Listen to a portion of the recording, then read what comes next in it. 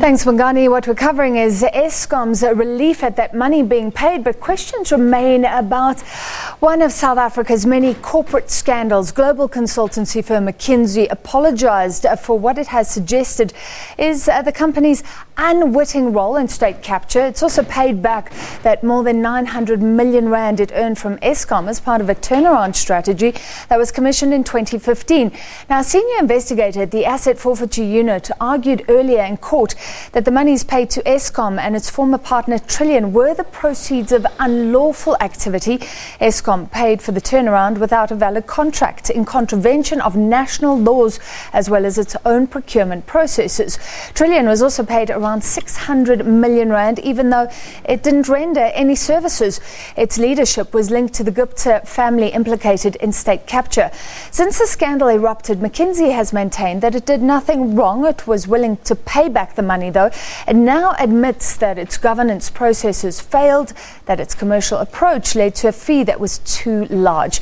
Well, to discuss and get on top of this, we're joined by Mail and Guardian journalist Sabelo Skiti. Thank you for being with us, Sabelo. So in terms of late apologies, this is pretty late. Do you agree? Yes. I mean, the apology comes more than a year, in fact, almost two, after these allegations first came to light.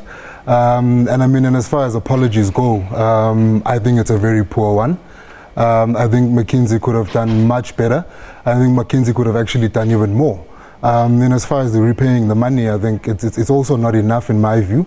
There ought to have been the 900 million and whatever money that would have been raised by the interest, whether if you calculated at 5% or at 10%, is a very, very sizable amount of money. So we're looking at one estimate 350 million rand just in interest if you look at 10%. If you're working on a figure of 10%, that's a lot of money. Third, yeah. Yes, I mean, for an organization in Eskom's situation at the moment where financially it's very, very precarious. It's essentially where it can borrowing to survive and borrowing to pay salaries. And it's also right now looking at a situation where workers are not happy with, the wage offer that's being put forth before them.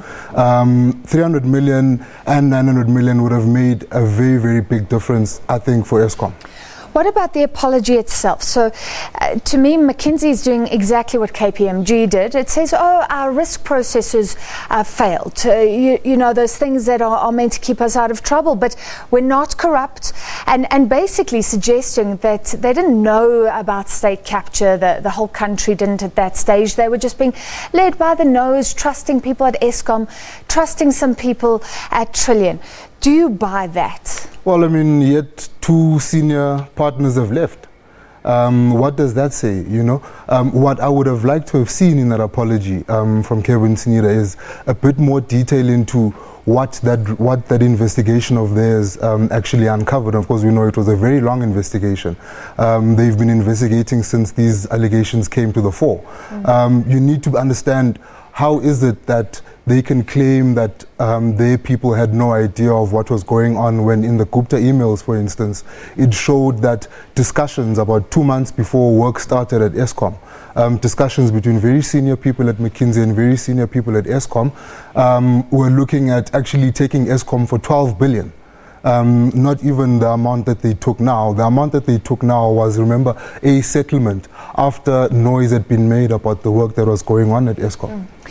They're not talking about fraudulent invoices as well, because remember, this was out of contract. So they're suggesting they were setting up invoices in good faith. But the Asset Forfeiture Unit, I mean, they found something completely different, saying McKinsey colluded with Eskom officials. Is there a huge disconnect here? Well, I mean, this is exactly the point. You've got one party saying we knew nothing.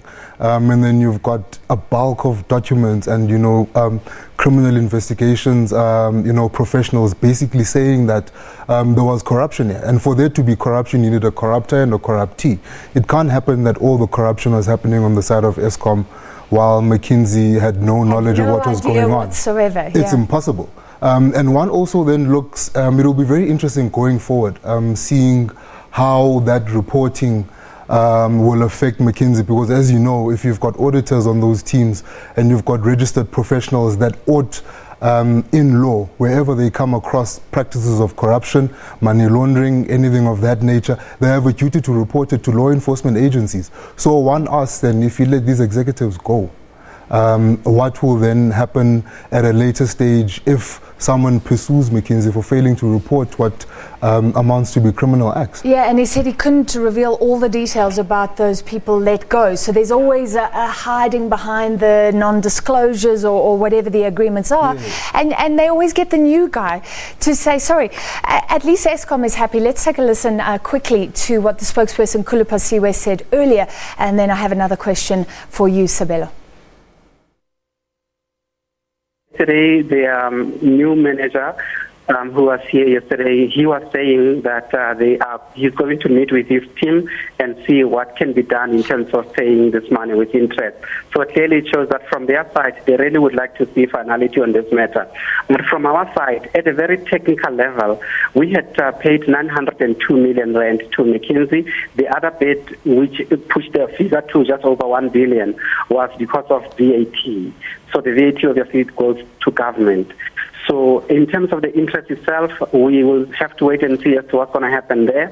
But it's giving us some comfort that the new management of McKinsey is willing to look into the issue. You never know. Before the end of this week, they might issue another statement saying that they're going to pay. But as far as the VAT is concerned, that one is a difficult matter because it means that we're going to have to go to Treasury if you want to get that money back. But at least from our end, the money that we had paid to McKinsey, it's now back. So our focus is on Trillian.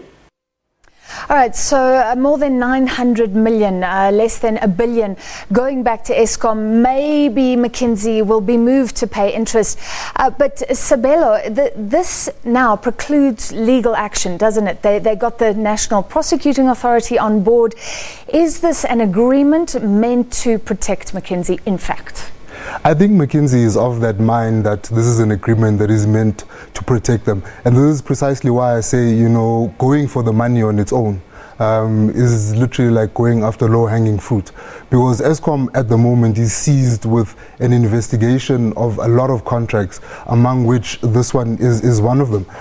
So if you are making those investigations and you want to hold people accountable, we assume that at some stage there might be criminal charges against some of the masterminds and some of the officials implicated.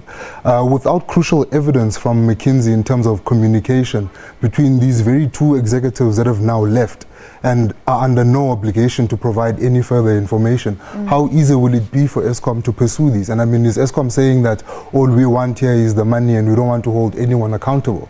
What then becomes of, the current Eskom director's fiduciary roles in terms of following up when there's been instances of malfeasance? Well, should the law officials carry on? I mean, I don't know if this court agreement will preclude them from doing so, but just going back to what the Asset Forfeiture Unit said, an investigator there said that both companies were willing participants and colluded in a scheme designed to milk Eskom. So it does seem that there's some action, some investigation at least outstanding. Well, I mean, it always looks as if there's some investigation. I think some of us who've now been following this for a number of years will only wait until the end of, the prosecutions, if they come. We, of course, know what happened with the attempt to act in the Free State on the Estina dairy farm issue, where the NPA was heavily embarrassed on the weight of what it put before the courts, trying to convince them that those assets and accounts ought to be frozen. So maybe harder to nail down the legal, technical details to make it stick. All right, we have to leave it there. Thank you for your analysis tonight. That was Mail and Guardian journalist Sabelo Skiti.